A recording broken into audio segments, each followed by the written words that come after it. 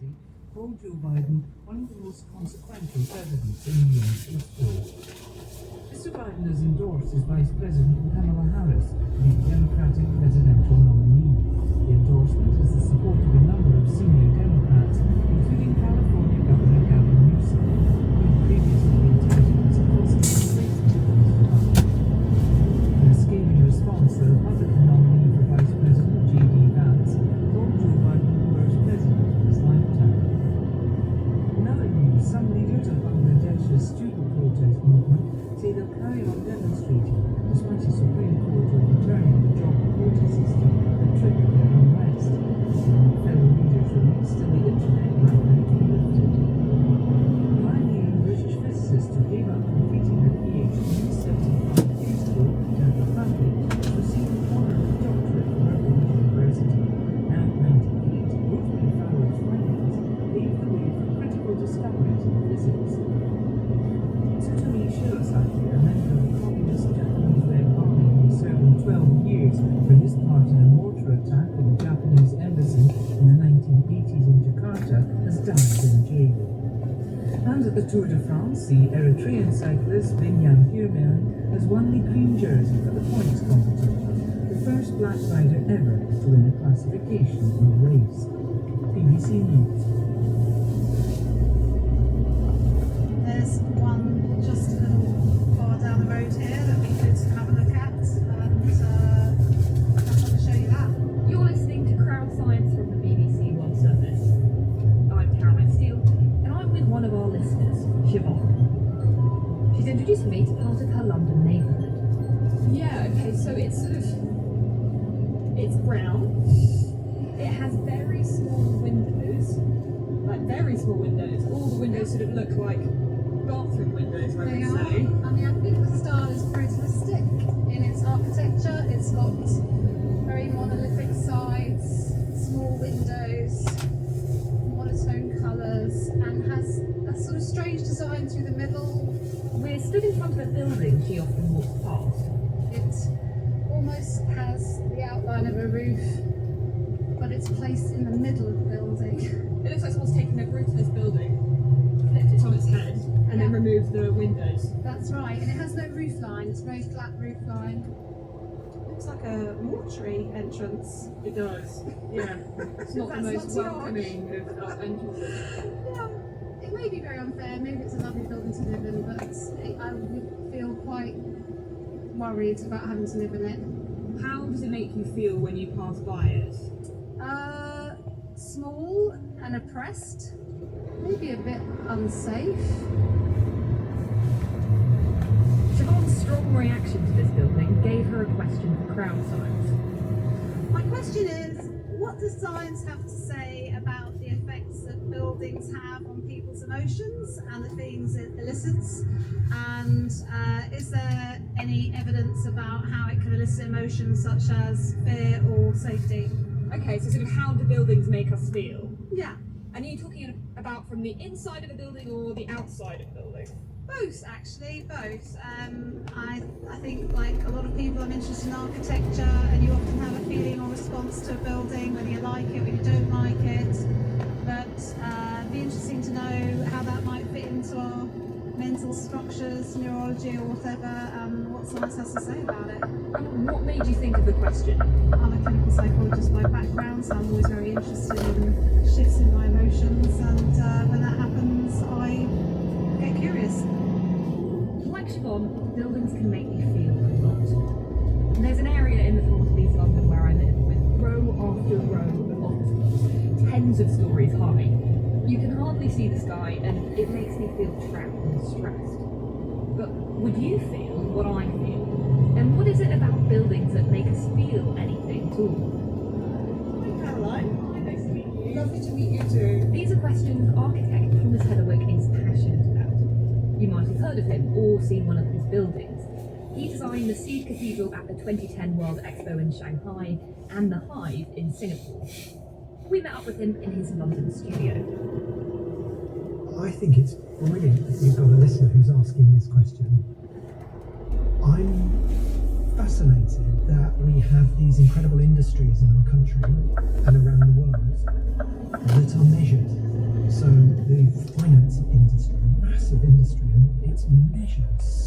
precisely about how effective the use is of the dollar or the pound or the yen.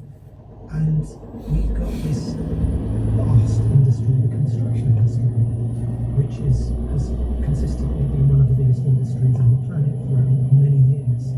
And we don't measure it. We don't measure how it makes people feel. And we treat it like an art, which it is definitely a very artistic thing, but it's different than the other arts, because with a painting in a gallery, if you don't like it, you can walk away. If there's a piece of music that you find challenging or unpleasant, you can take the headphones off or turn the radio, not obviously from your program. Not crowd signs. Keep that on. You keep that on. Then you've got the ability to control your environment. But public space in our cities, the backdrop to our lives, you can't turn it off. It's there, and we've had this, I think, catastrophe over the last 7, 8, 9 decades, where the world around us that's being built is astonishingly uncaring about our emotions, and it defends itself by saying, you're not going to measure it. I don't know. This is an art. How dare you? And the public are ignorant. Nothing's going to really change until we recognise that it is possible to measure how people feel about the world around them and the impact it has on them. And there are different ways you can measure what they think, but the interesting thing is you can now also measure how someone's body is reacting and how someone's mind is reacting without asking them what they think. And when we went looking, we did find scientists out there attempting to measure how we feel about the space around us. We decided to pay some of them a visit at the University of Aalborg in the north of Denmark. And I got stuck straight in. Literally. So basically she's going to wear now the EEG cap, and the EEG cap is made of these electrodes, and they sort of have to stick to the scalp, and to get a good conductive signal we sort of need to throw in some gel. This is Professor Zachariah Jabera. He's a neuroarchitect, meaning he studies the neuroscience of how the brain responds to architecture. And he's wiring me up to an EEG, which is a test that measures the electrical activity of my brain. Let's give it a go. Yeah, I'm ready. Yeah. Why do you shake my hair? By looking at people's brainwaves, Zach is working out how different environments make us feel. All good for you? Feels like you're injecting gel into my scalp. That is so slimy. Unfortunately, you can't wander around the real world marvelling at architecture and wearing an EEG cap. But luckily, Zach has a clever way around that. Funny part, which is that you're going to have to wear this. Okay, so it's a big VR headset. Just plunking in. Ooh, ooh. Somebody's come on. This is so cool. Oh my gosh. VR headset on, I was transported into a waiting room. Alright. I'm on a coffee sofa that exists in real life as well, so I really feel like I'm in the space. On my right hand side, there's a painting of a man and a woman and a dog on the beach, and then there's a blue door and a red door, and the red door has just slid open. So I'm going to stand up out of my sofa, and I walk through the mysterious red door. This is so strange. Okay, oh gosh. There's a room with 3 people in it looking at me, and a microphone, which I should be used to, but it still looks a bit daunting. Okay, so I'm stood in a red circle. In front of me there's a microphone and 3 terrifying looking people, particularly the man in the middle. Yeah. He's supposed to look really authoritative, you know? The 3 imposing figures asked me to do a stressful task, made even more stressful by the fact that they were speaking Danish. Luckily, Zach translated. Count backwards from 1687 in steps of 13, and every time you make a mistake, you're told that you made a mistake and you start over. Okay. In multiples of 13. So 1,687, 1,670, 1,594. Is that right? Did I make a mistake? Okay. 1,687, 1,674, 1,067. How am I doing? Am I still right?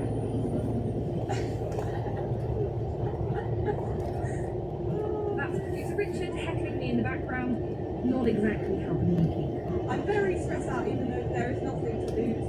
These guys are not very nice. No, yeah, exactly. Sometimes they might even laugh at you. Well, I'd like to see them try, huh? At this point, during the stressful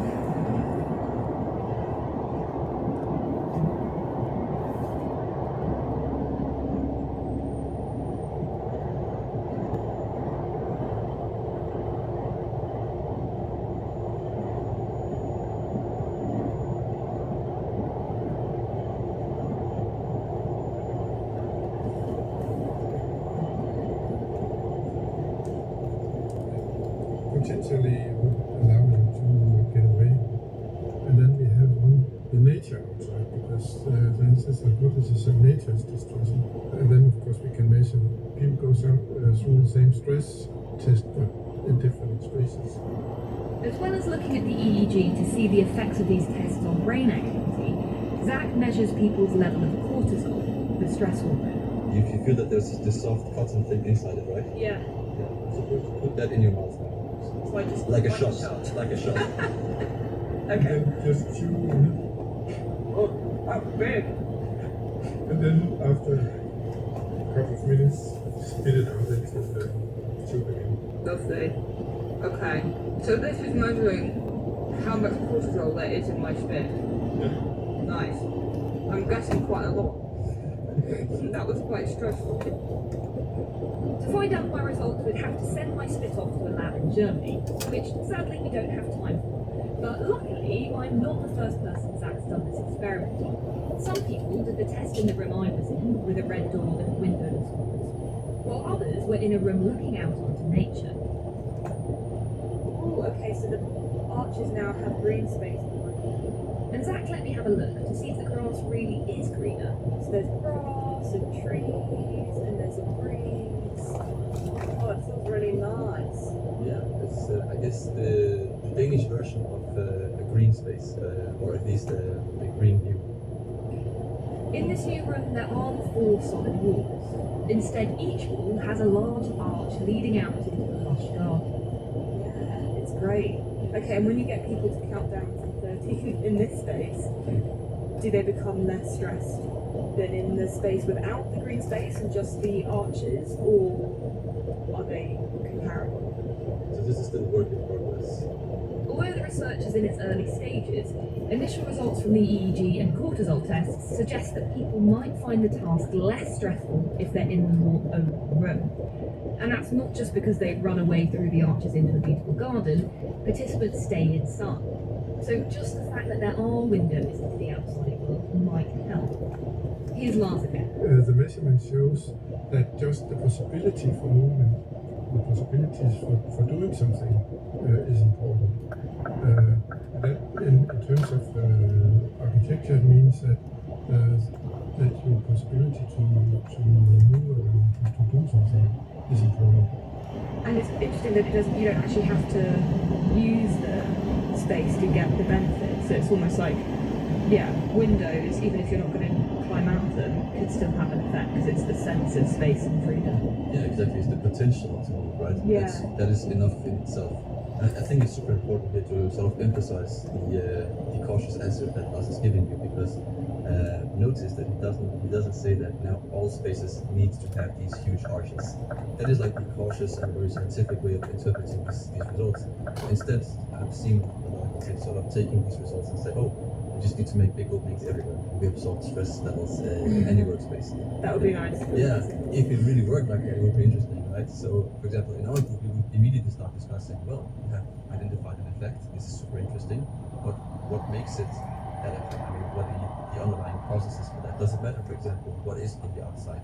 Zach and Lars' research aims to identify what exactly it is about these different spaces that affects our emotions. Is it the opening themselves that reduce stress, for example, or is it seeing the green space outside? And that's all from the perspective of the inside looking out. But what if you're on the outside looking in? The building I visited with listener Siobhan didn't have an obvious entrance, which made her feel less welcome. So now I'm submerged into darkness again, and I'm going to get a new setup. Ooh, a huge slit! Yeah. I can fit through that. Can I fit through that? That's right. VR headset still on, I tried to pass through a series of differently sized entrances into a room. And we look at what happens exactly at that moment when you start looking at that door. There is one super wide door, and I think what you did just before was the middle door, which is only around 1 meter wide. Those two doors that are passable are not processed different from each other. So that sort of speaks to the fact that the brain doesn't really care about all the visual features, even though they have different width, and it's very clear that one is much bigger than the other. What the brain cares about is the fact that they are passable. It means when you're designing a building, you might have the information of, make sure that spaces feel welcoming and accessible, but it's not like you have to have a huge round arch everywhere. The Exactly. effect could be the same if you had a normal sized door. Right, yeah, exactly. We're sort of moving towards having a deeper understanding of the potential of movement in space, because not everyone is able to use different, architectural features like a door or stairways. Some people are in a wheelchair, and they might get that feeling completely dominated by the space, and might even create a negative emotional response. So our listener, Siobhan, she wrote in because there's a building near where she lives that makes her feel sort of unsettled and a bit sort of scared. And this building is sort of huge, kind of brutalist, and it has tiny, tiny windows. Like, all of them look like bathroom windows. They're not evenly spaced, they're sort of smattered all over the front of the building. There's no clear floors either. You can't tell how many stories high the building is. So do you think there's a potential that she could be being affected by sort of the lack of opportunity for movement, even though she's not inside the building? Oh yeah, absolutely. So this is basically the indications that we find in our research. That is, the potential of movement is super important to how you perceive space, including the facades and how you move around in the city. You're listening to Crowd Science from the BBC World Service. I'm Caroline Steele, and in this episode we're answering a question from listener Siobhan. She wants to know how buildings affect us emotionally. We've just visited the University of Aalborg in Denmark, where early results suggest that the potential for movement within a building may have a positive effect on us. So that's things like windows, doors and arches. And it seems like that potential for movement is important when you're outside a building too. Thomas Heatherwick, the architect we heard from earlier in the show, is a passionate advocate for improving our public spaces. And he thinks that the key is to create more interesting, visually complex buildings.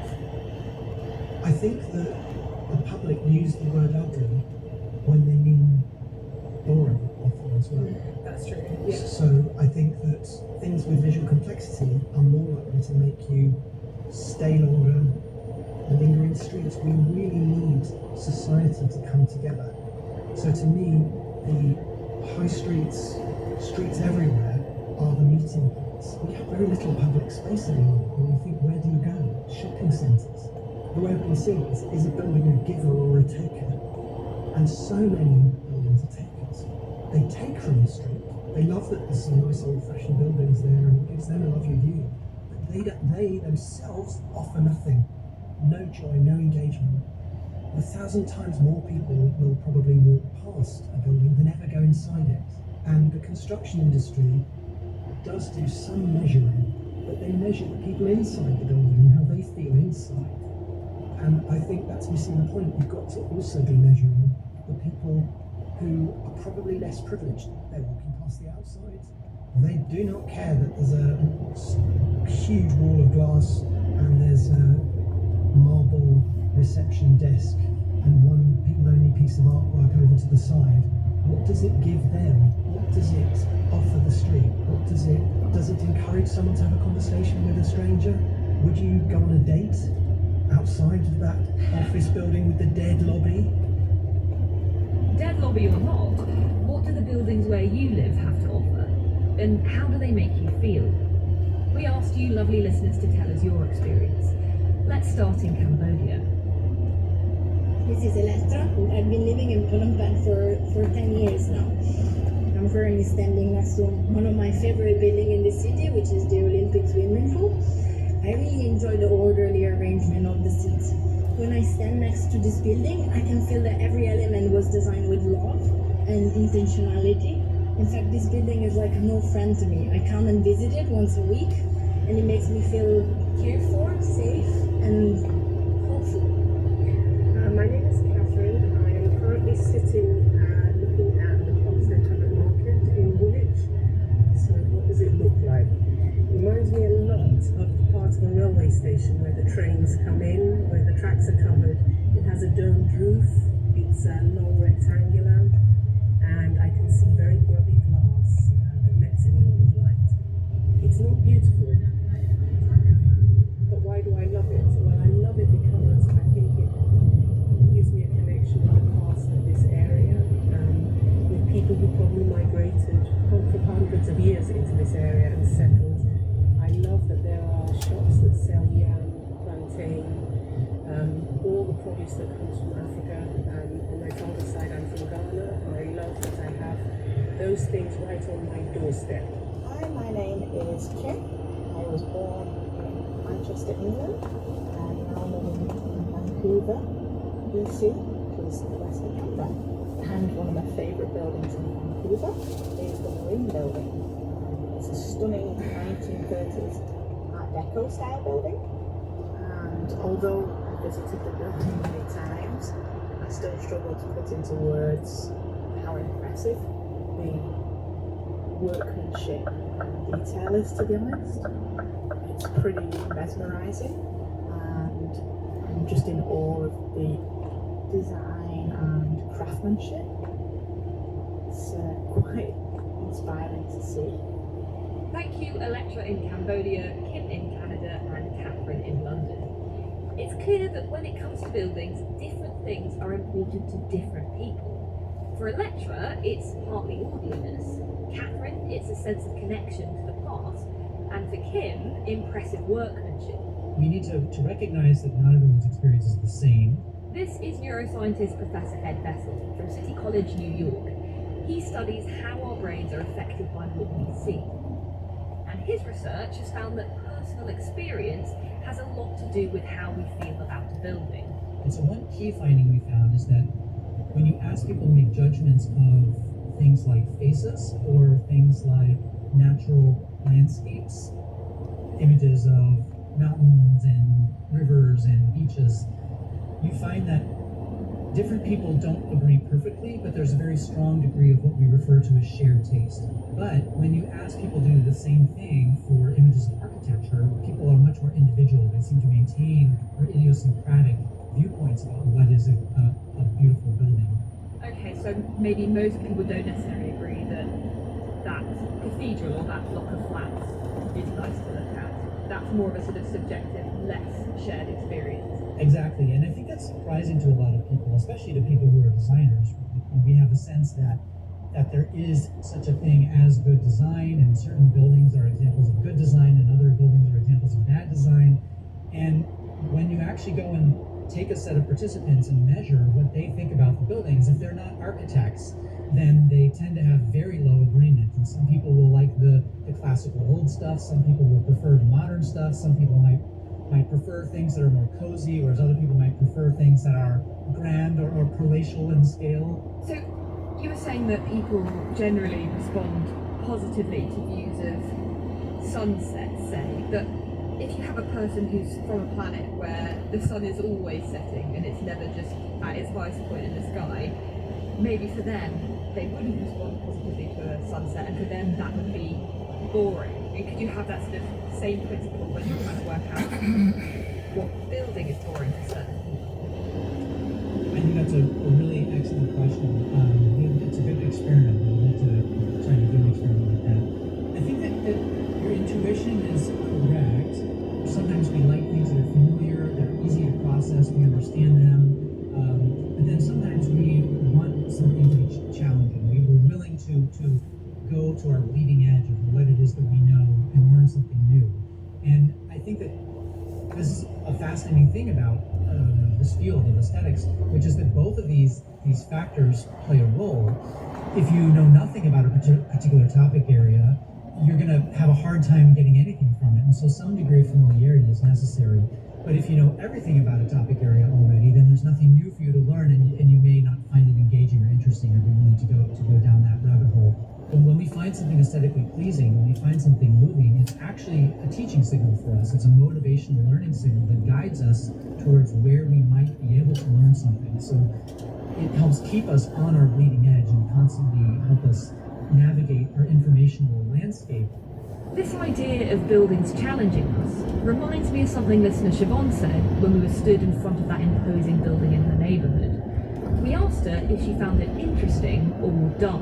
I think it's very interesting. So it's not a usual building, so it's very atypical, but one could admire the uniqueness of it, but it just has a prison type feel to it. So, it's not as straightforward as liking or disliking a building, or a building being good or bad. Listener Siobhan found the building in her neighbourhood both oppressive and interesting. But if you were to pay her a visit in London, you might feel completely different. Your past experiences, or even mood on the day, might mean you find it dull or even welcoming. Working out how to design the best building for people is really hard. It might well be that windows make most people feel less stressed, but that doesn't mean we should be putting as many windows as possible everywhere. But with a combination of experiments like Zach's and consulting those who actually live and work in these places, we probably can do a much better job of building better environments for people. Finally, over to listener Siobhan for the credits. That's all for this episode of Crowd Science from the BBC World Service. This week's question came from me, Siobhan, in London. If you'd like to ask the team a question, then please email it to crowdscience@bbc.co.uk. This programme was presented by Caroline Still and produced by Richard Walker. Thanks for listening. Bye!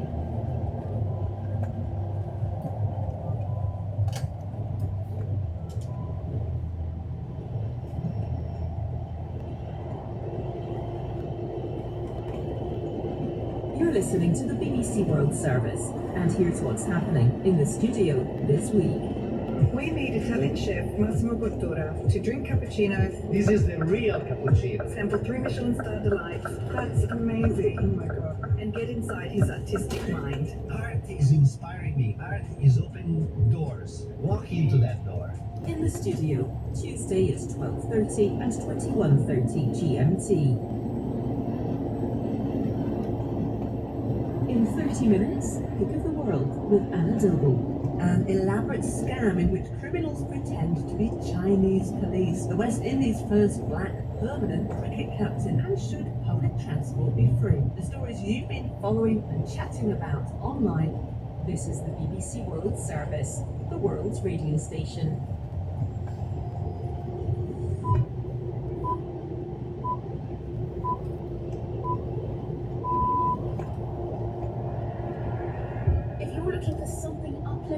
Then stay tuned, because this week on People Fixing the World from the BBC World Service, we're finding out about projects that are protecting vulnerable creatures from human activities. We start off in northern Cyprus to hear how green lights are warning little turtles about big fishing nets. He's observed that the net lights are more effective in preventing turtle bycatch during the dark hours. And then we go to Finland, where a clever system is keeping birds safe from wind turbines. These red circles are the turbines, and the greater red circles are the warning zone from where the birds can trigger the shutdown system? Join me, Myra, and Ubi to find out more on People Fixing the World right after the BBC News. Hello, this is the BBC News with Fiona MacDonald. President Joe Biden has announced that he will no longer stand for re-election in November. In a post on social media, he went on to endorse his Vice President Kamala Harris to be the Democratic Party's presidential nominee. The 81-year-old president's announcement comes after weeks of intense pressure from fellow Democrats after a faltering debate performance against his Republican rival Donald Trump in June. As he now exits the White House race, our North America editor Sarah Smith looks back at how we got to this point. Joe Biden's age was already a huge concern, even before he launched his campaign for re-election. But his team shrugged it off.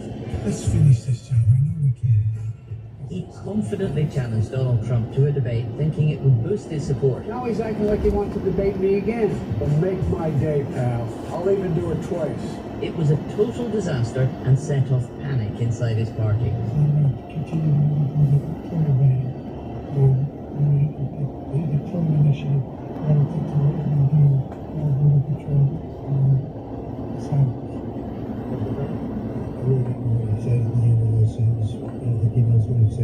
His performance has forced him to exit the election.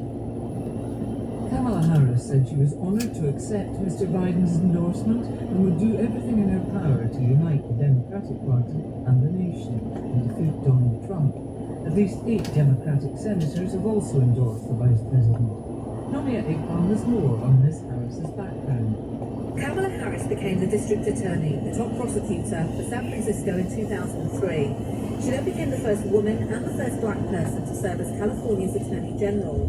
She gained a reputation as one of the Democratic Party's rising stars, becoming the first ever black vice president and woman to hold the role. But it isn't clear whether she can beat Donald Trump. A poll last week suggested he was not only 5 points ahead of Mr. Biden, but also 3 points ahead of Ms. Harris. Several world leaders have responded to the news that Joe Biden will not be seeking a second term as US president. President Volodymyr Zelensky expressed gratitude for what he called Mr. Biden's unwavering support for Ukraine's fight against the Russian invasion. Anna Assam has more. You can't talk about President Biden's global legacy without mentioning the wars in Ukraine and Gaza. The Israeli Defense Minister Yoav Gallant thanked Mr. Biden for his unwavering support over the years, which he described as invaluable.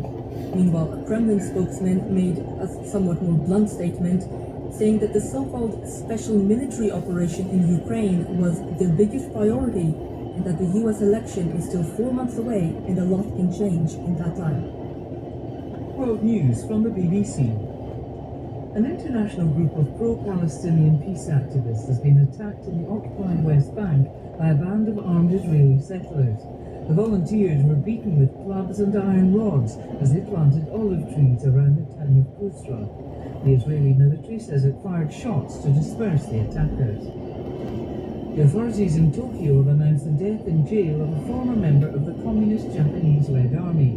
They said that Tsutomi Shirotaki, who was 76, choked on his food while eating dinner. More details from Kathleen. Shirotaki had spent much of his life behind bars. At the time of his death, he was serving 12 years for his part in a mortar attack on the Japanese embassy in Indonesia in 1986. He'd been released from prison on other terrorist charges in 1977 in exchange for hostages taken in an airline hijacking by the militant group. He was re-arrested in Tokyo in 2015 after being deported from the United States, where he'd served 19 years of a 30-year sentence for a rocket attack on a US embassy. The Japanese Red Army, designated a terrorist organization in Japan and in the United States, was disbanded in 2001. A pioneering British physicist who gave up completing her PhD 75 years ago to have a family has received an honorary doctorate from her own university. In 1948, Rosemary Fowler's findings at the University of Bristol paved the way for critical discoveries that would rewrite the laws of physics. She's been made an honorary Doctor of Science at the age of 98. At the Tour de France, the Eritrean cyclist Binyan Girmay has won the green jersey for the points competition, the first black rider ever to win a classification in the race. The Slovenian cyclist Tadej Pogačar won the overall race classification for a strong performance in the final time trial in Nice. BBC News. People fixing the world.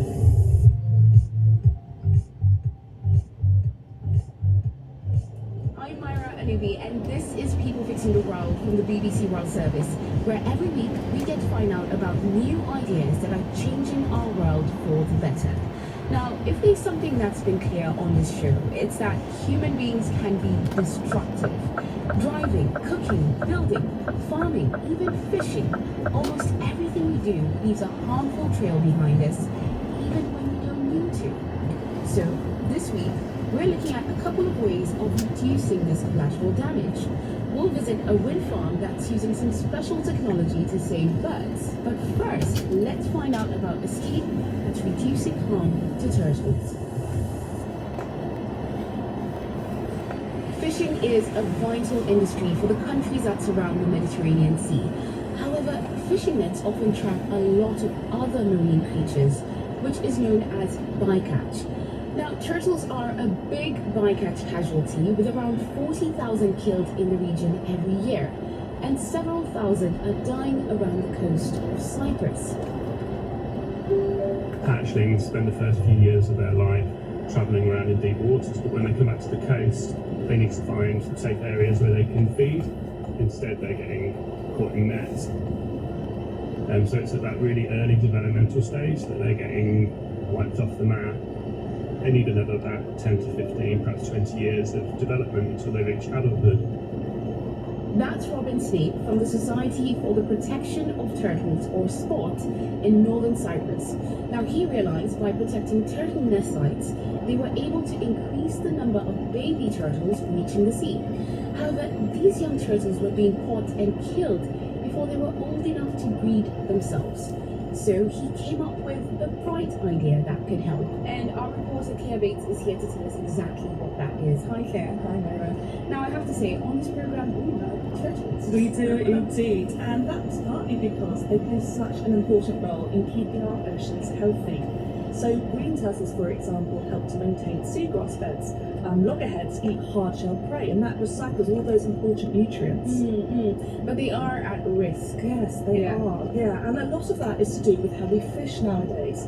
So modern fishing nets can run for several kilometres along the seabed, and many have a really fine mesh that's almost impossible for marine animals to see underwater. So Robin was looking for something that would make those nets more visible. And a few years ago, he came across some research from Mexico. This suggested turtles were able to avoid nets lit up with green LED lights. So he decided to set up a trial, and he gave out 130 green net lights to a handful of fishermen in northern Cyprus. And he then asked them to record what they caught. So did it work?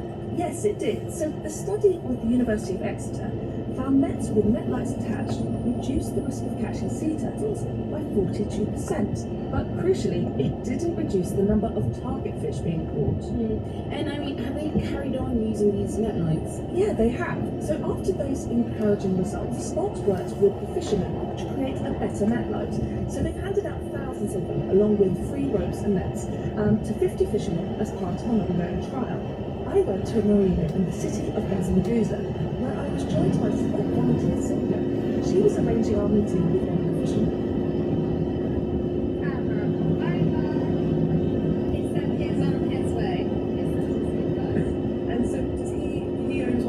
Boats on the marina. Yeah, let's have a little look around. So these are quite small fishing vessels, aren't they? Thereabouts 20 foot long, something like that. Scale fisheries. Yeah. Really big vessels. It's quite quiet here today. If you're here at around 7 a.m., quite early in the morning, I would say you get lots of fishermen just back from their trip out fishing. They go out from the opening there, and they would take their route to their favourite local spots, because all the fishermen, they have really great local knowledge. The harbour wall was lined with buckets filled with long nets. Each boat had a round metal winch at the back, used to drop the nets into the sea and then wind them back in. So the nets, they have buoyancy things, you can see there. Yeah, so they're very fine nets, and then they've got these rubber balls which kind of keep them afloat. Those would be called monofilament gillnets. Gosh, you know your nets. Yeah. Just then, the fisherman arrived in a dusty pickup truck. He was dressed in jeans and a white t-shirt and had impressive grey bushy eyebrows. He introduced himself as Barbaros, and we climbed aboard his boat to get out of the sun. He started off by explaining how he felt about the turtles. He said that he thinks he's fishing in the home of the turtles out in the sea, and he regarded himself as like an invader invading their home space. When like he would get turtles, he would still release them to the sea. Barbaros has been fishing in the waters off Gaza Medusa for 23 years. He told me they'd had to increase the length of their nets as fish stocks had dwindled, and this had increased the risk of catching turtles and other animals. So he got involved with the net light project early on and showed me one of the lights they'd originally used. Oh yes, that's the original light. I haven't seen these. Thank you. So this is quite big. So it's got 3 AA batteries in it, and it's like a lantern, just smaller than I can hold it in my palm, and it's got a clip at one end, like a metal clip. So this was the first light you used. Oh, you would clip it onto the net. It was hard because they had to clip it on and off all the time, and like below 80 meters, some of them caused trouble and they would like burst or break down. So they've been in touch with Robin for quite a long while, liaising what's the best way for these devices to work. The Turtle Charity asked the UK company Fishtech Marine to design a new net light that tackled the fishermen's issues. Powered by just 2 AA batteries, it was slimmer and lighter and could be sewn onto the net ropes. At $8 per light, it was also just a third of the cost of the original light. We've just scooped up a bucket of water from the harbour, some salty water. Now we've put in this light with the batteries. Yeah, it's kind of flashing quickly. Philip. I see, once it's dried, it stops. He mentions how when the system changed and they got the sausage like ones, it was like less time to set and pull, but also they didn't close like knots in the nets when they were setting the nets.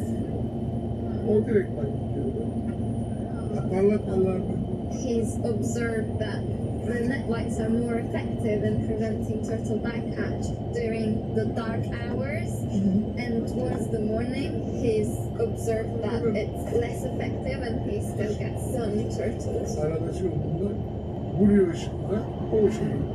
The new net lights only emit a green light in salty water, so they aren't triggered by the rain. They also flash intermittently, which means they last for longer. Each net light works for around 500 hours before the batteries need replacing. Over the past 2 years, Spot has handed out 7,500 of these new net lights to fishermen. Following further feedback from them, they hope to find funding to create a final product. Yeah, just be clear here, right? Turtles are afraid of green light. Well, they're not entirely sure how it's working. All they know is that turtle behaviour is affected by green light, whereas the fish behaviour isn't. And it's only green light. It seems to be, yeah. This is odd because, green is my favourite colour, so I would probably run towards the light or swim towards Oh, it's it. a good thing you're not a turtle then. Exactly. And I mean, speaking about turtles, back to the solution. It sounds like it's working. Barbaros is definitely a fan. But do all the other fishermen feel the same? Well, they seem like they generally are, but there was one fisherman who was in the boat next to Barbaros's, and he said he wasn't that convinced the lights were working, and so he wasn't using them anymore. And I guess that's the trouble. When you're working with small fisheries, they're all independent, and it's hard to get them to agree to do the same thing. But the charity has had great success teaching the fishermen how to give first aid to turtles. Yeah, I mean, first aid to turtles. It's something we've talked about in the program before, but I'm sure some people will still find this bizarre. Yeah, well, I must say, it's not like they're giving mouth to mouth for the turtles, so Good. if that's what people are thinking. So, no, what it is many of the turtles are in a kind of semi-comatose state when they're hauled in. And so the fishermen have been taught to basically place them at a 45-degree angle and give them a bit of a shake every 10 minutes. And that helps to drain the liquid from their lungs and it helps them to recover more quickly. Okay, and then do they put them back into the sea? Yeah, I mean, if they're lively and they have a few other signs, then yes, they're tagged and released. But if they're still quite listless, they then call Spot, who will take them to a rehab centre set up in a hotel on the coast. I went to visit actually with Robin from the Turtle Charity, and it was in the grounds of a casino hotel next to a noisy wildfire centre. So we have a pool in which there's a tiny little turtle, no longer than a foot, I would say. And this one is called Liligui, and it came in, oh right, it just came in a few weeks ago. So this one probably got caught in a net, and its shell is beautiful, it's extraordinary really. It's just gliding around the sides of the pool. And the age of this one is 15 to 20, it's quite young. This green turtle that we're looking at here, it's a 30 centimetres carapace length green turtle. Now green turtles don't start to breed until they're about 85 centimetres. I mean, you know, these turtles have been rehabilitated, they'll be released back to the sea. They'll continue to forage within these areas. A year or two later, we'll find the fishermen are catching them again when they're dead. So a turtle can survive, be rehabilitated, but there's every chance it's going to be caught again and it might die the next time. Yeah, exactly. Gosh, that's actually really upsetting. It's actually really hard walking on these tacks because there's 8 or 9 turtles here swimming around, and frankly their chances aren't good. They don't deserve that. Okay, I can tell that was really emotional for you. Yeah, I was quite surprised at how upset I got. I think it was kind of looking in their eyes and realising how small their chances were. It just kind of hit a nerve. But Robin, you know, he is really hopeful that all their research and work will soon start to pay off. Really focused on satellite tracking turtles from the nesting beaches, understanding the sort of size of the habitats that we need to protect, and so we'll be able to apply that with the authorities to create some no-take zones, or perhaps net lights will be mandated in that area. Yeah, well, hopefully this gives the turtles a better fighting chance. And are they using these net lights anywhere else? Yeah, well, there have been a number of recent trials around the world. So one I saw in the US found green net lights reduced the number of sharks and rays caught in the nets by 95%. So it's clearly a really promising area. Well, away from this, we've looked at another way that people in El Salvador are trying to save turtles. And for anyone who wants to listen to that, all you need to do is search for Living with Climate Change from People Fixing the World, wherever you listen to your podcast. But care for what we've heard today. Thank you for enlightening us. Thank you very much, Myra. I'm Myra Anubi, and this is People Fixing the World. We've just heard how fishermen are using green lights to keep turtles away from fishing nets. But now we're moving from the sunny shores of northern Cyprus to the cold coast of Finland, and specifically to a wind farm.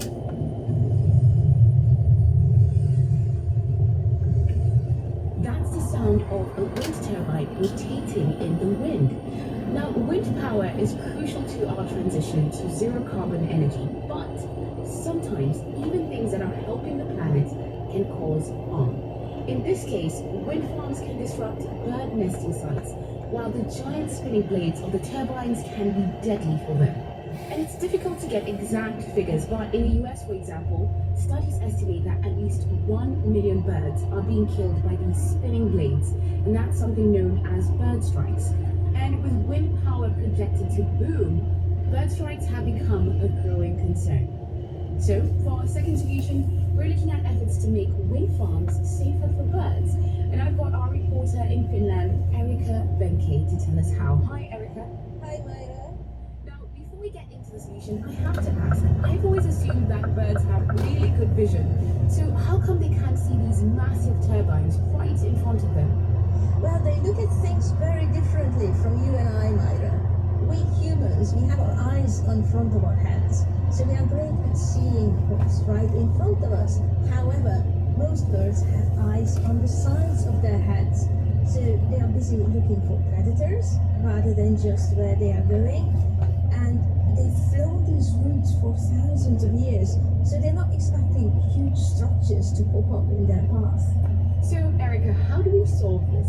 Well, I visited a special bird radar built near the Tahkuluoto wind farm in southwest Finland, which is being used to reduce bird strikes. My wife is always terrified when I'm driving because I'm not looking at the traffic, I'm looking for birds. Usually I don't need to slow down, I can identify them. That's Petteri Mäkelä, an environmental engineer with Suomen Hyötytuuli, the energy company that runs this wind farm. And in case you haven't realized, Petteri loves birds. I have basically been bird watching all my life since I was 8 years old. We've come to the tip of Tahkuluoto Harbour. This is an important migration pathway for many seabirds. The most important breeding species are Baltic gull and white-tailed sea eagle. These two species are endangered, and they are the reason why Petteri's company had to come up with a solution. They wouldn't have got a permit to build any turbines here without finding a way to reduce the risk to these species. But they needed a high-tech solution that could work in heavy rain, snow, and fog. There are 11 turbines turning slowly in the wind. Nearby is a special bird radar on the shore, the size of a small white van, with a blue and white antenna rotating at the top. So it basically detects all the birds in the wind farm area and also further. Or it makes a decision to shut down the wind turbine to avoid collision based on criteria which are preset and adjustable. We have an environmental permit which says that we must shut down the turbines if Baltic gull or white-tailed sea eagle is in danger of collision. The radar makes an educated guess based on the bird's size, flight speed, and altitude, and it will shut down the turbines if it detects a bird that could be a Baltic gull or a white-tailed sea eagle. Well, there has been 15,000 shutdowns of individual wind turbines. Some of them have been because of flocks of birds and some of them has been because of individual birds. So you haven't had a collision in 7 years? Actually, we had one just recently. Our bird radar system was out of order. We need to evacuate it because there was so harsh ice conditions. And but one collision in 7 years is much less than was expected. The radar won't shut down the turbines for any other birds. It's been programmed to do that only for Baltic gulls and white-tailed sea eagles. But it does record the flight paths of all the birds in the area. That's 900 million flight paths in 7 years. And the data shows that birds are flying past and around the wind turbines. Next, we drove to the wind energy company's office, where the wind farm engineers keep an eye on the system. It's a bit like being in the control room at an airport. Lots of computer screens, live pictures from the wind farm, the big map. Here, so we can see a live image from the bird radar system at the screen. All the small white dots are birds. These red circles are the turbines, and these are the greater red circles are like the warning zone from where the birds can trigger the shutdown system. Petteri said the bird radar was completely automated and it didn't need any human input to perform. It's only one in Finland and we get lots of new data about the bird migration also. I think it's actually as important part. It is quite unique tool to find out the pathways and the flight speeds and the activity in the night time and also the impact of the weather for birds and such. I just want to make sure I understand. So the radar can detect if a bird is likely to be a gull or an eagle and shut down the turbine. But is it all the the turbines that shut down at once? No, it's just the one turbine that the bird gets too close to. And at the moment, it sounds like a very small wind farm with just 11 turbines? Yeah, that's correct, but they plan to scale it up to 50 turbines. And they are going to install 2 more of these radar systems to cover these. Yeah, and how much does a system cost? But the radar system cost the company 1 million euros, so that's just over $1 million US. Well, I guess it's not much when you're considering the cost of putting up a wind farm. But Erica, something else that's just on my mind is, was it really a good idea to build a wind farm in an area that's known to be a major bird migration route? In an ideal world, we would of course build them in locations where the environmental impact is as small as possible. But there are challenges. So one good location would be the middle of the ocean, but it's expensive to set up and to get electricity back to land. Another suggestion is to place turbines near highways, where there's not much wildlife anyway. But in places like Finland, ice can gather on blades, so we can't risk having that fly into roads. No, I mean, there's clearly a big clash here between renewable energy production and the impact on biodiversity. So, Erica, is the wind energy industry really taking this seriously? Well, in most countries, you can't just plonk a wind farm anywhere. Some form of evaluation is required before building one. In the EU, for instance, you have to do an environmental impact assessment for large farms. And I suppose we need an increase of these type of ideas. So, is there anything else that's happening to try and save our birds? Well, have a listen to this. What exactly is that? Well, it's something called an acoustic lighthouse. A researcher called Timothy Boycott played this noise out from a communication tower in Delaware in the US and found that small birds responded by avoiding the area. So it's something that could be used to alert birds to wind farms. Also, there's a low-tax solution. Simply painting one turbine blade black, the contrast with the white blades creates a flickering effect that birds apparently pick up on. A wind farm in Norway found that it reduced bird strikes by 70%. Well, I mean, it's great to know that there are many ideas flying around to try and solve this problem. So thank you for what we've heard today, Erica. Thanks, Myra. Warning sea turtles about fishing nets and saving birds from spinning wind turbines. What do you think about what you've heard today on the program? Or are there any other tiny creatures that you think need saving? Send us an email to peoplefixingtheworld@bbc.co.uk and join me again next week for more great solutions. Until then, thanks for listening. This is the BBC World Service, exploring a land, a conflict and a slogan that divide many opinions around the world. I'm Tim Hewell, travelling across the contested region, referred to in the equally contested slogan, "From the river to the sea, 90 kilometres from the River Jordan to the Mediterranean." You lay down in front of the tractor. Weren't you scared? You don't be scared. I will die just one time. In a 2-part documentary, our cross the occupied West Bank and Israel, hearing from both sides in this dispute and finding out what it means to live here. We know that they want to kill us, that they want this country or this land. There's a whole spectrum of views to be heard, but with such fierce divisions, can there ever be a peaceful resolution? A slogan and a land, Tuesday at 8:30 and 19 GMT. Or hear both episodes now, wherever you get your BBC podcasts.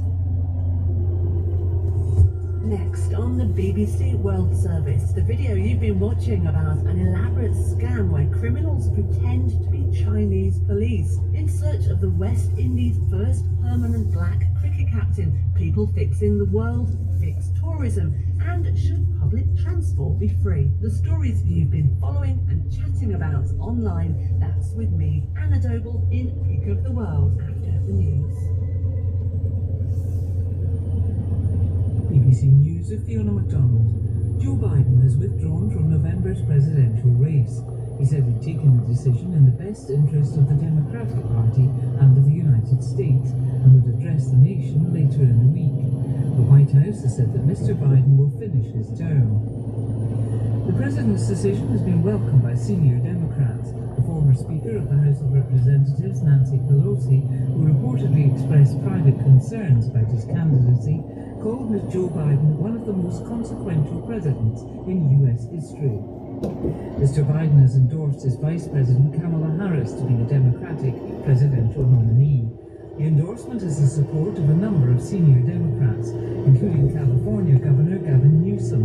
He'd previously been touted as a possible replacement for Mr. Biden. In a scathing response, the Republican nominee for Vice President J.D. Vance called Joe Biden the worst president of his lifetime. In other news, an international group of pro-Palestinian peace activists has been attacked in the occupied West Bank by a band of armed Israeli settlers. The 5 volunteers were beaten with clubs and iron rods as they planted olive trees. A pioneering British physicist who gave up completing her PhD 75 years ago to have a family has received an honorary doctorate from her old university. Now 98, Rosemary Fowler's findings paved the way for critical discoveries in physics. Tsutomu Shirosaki, a member of the Communist Japanese Red Army who was serving 12 years for his part in a mortar attack on the Japanese embassy in Jakarta in the 1980s, has died in jail. And at the Tour de France, the Eritrean cyclist Binyam Girmay has won the green jersey for the points competition, the first black rider ever to win the classification.